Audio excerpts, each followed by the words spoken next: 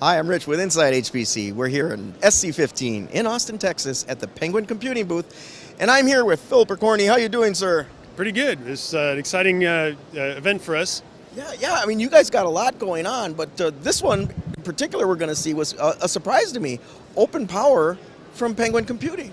Yeah, that's right. We've heard from our customers, periodically that that IBM's power systems address, a niche market in the HPC space, and that wasn't one that we were addressing. So when IBM decided to openly collaborate on their CPU designs, we thought this would be a great opportunity to get in, get our feet wet with it, see where it fits in the HPC market, and this is our first product, the Penguin Magma 2001.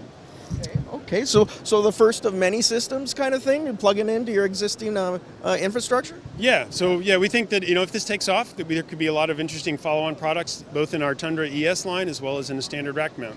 This is a single socket system, has a lot of memory bandwidth, which is really a hallmark of the power systems.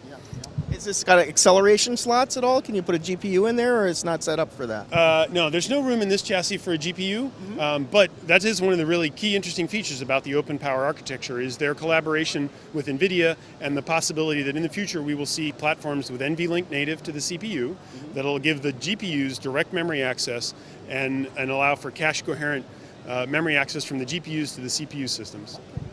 Okay, well, good. Well, just to switch gears, you guys had your big announcement about 3 labs using your Open Compute project platform, the Tundra. Do you have any of that hardware here in the booth? Yeah, absolutely. Let's go take a look over here at the rack. We've got some examples to show you. Okay. All right, Phil. So I guess we should remind folks about the CTS1 procurement, the big deal you won with NNSA, right? 3 labs. I think one of the biggest HPC deals ever for Open Compute, wasn't it? Oh, absolutely. In fact, it's probably the first, major HPC deal for Open Compute, and it really validates the design and the architecture of Open Rack and how that can bring advantages to the HPC market. Something that we've thought for a long time, and we spent a lot of time developing this.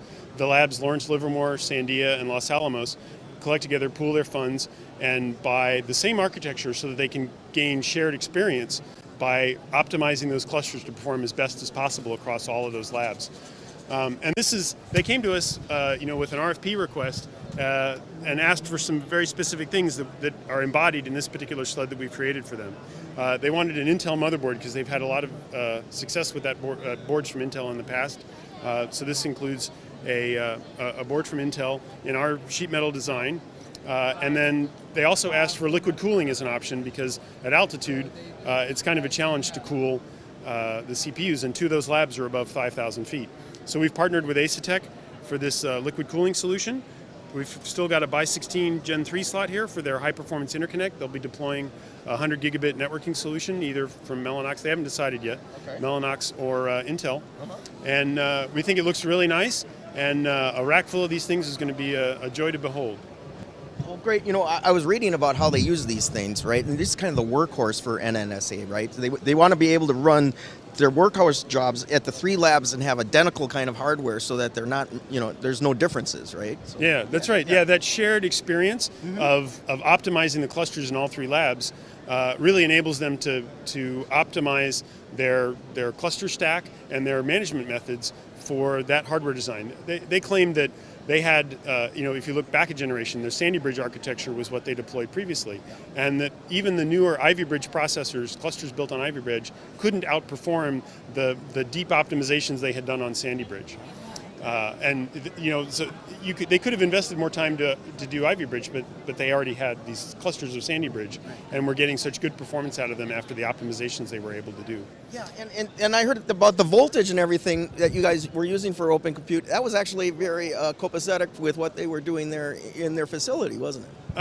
So they were looking, with this procurement, I think they were looking to do the same things that Open Compute has been trying to target, which is improving data center efficiency across the board. Do all the little things you can do that eventually all stack up to make real savings. So many of the labs will be deploying 277 volt, 480 high voltage 3-phase AC to power these shelves, and that's enabled by the power shelf that's a separate unit in these deployments with the 12 volt distribution bus bar, but with high voltage input we can support that 277 high voltage AC, which eliminates a transformer, improves overall efficiency.